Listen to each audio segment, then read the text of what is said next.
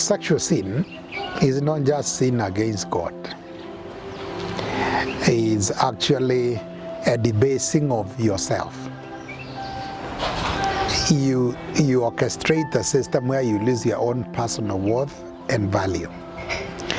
I know we have now a culture, in not even national culture, a global culture, which is trying to push more into sex, because there are some merchants of evil that are trying to make more money by getting more youthful people. And this has been the biggest challenge in Africa. Interestingly, much reduced in the West, because the focus is on Africa, which has the largest young population. And so they are trying to make billions of dollars, not Kenya shillings, out of the youthful people. And by the way, what they are promoting in social media and what they are promoting through print and electronic media, to try and convince a young person this is the way to go. But they know if they can be able to destroy you at that age and be able to make money, they hook you up. It's like like drugs. They hook you up early. They know they have you for almost 40, 50 years. And it's an individual, it's a cartel of people that are making money out of innocent young people.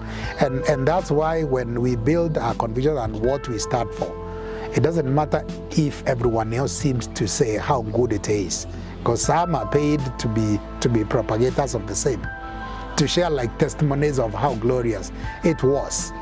And yet actually they only want you hooked up. But that's where they'll sell condoms, that's where they'll sell the pills the morning after.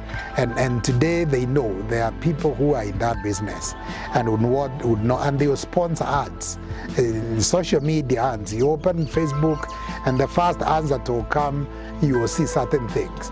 So that is why for us who are Christian, by God's grace, we have been transformed so that it's not what appeals everyone that honors God.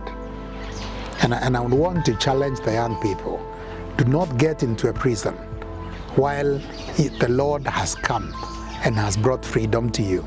Jesus declared in Luke chapter 4 that he came to free the prisoners. And these could be prisoners of media, those who have gotten habits and attitudes that are brought to them, so that you are not taken captive because you have Christ, who came to actually bring freedom to you.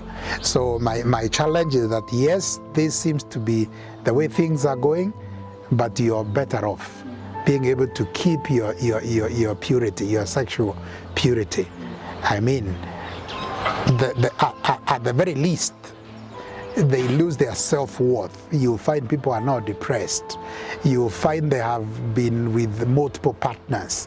That's why like the other day, I was praying for a very young child at the age of 16.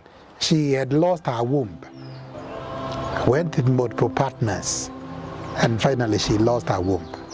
She has no chance of ever getting a child later. She started exposure to sex much early.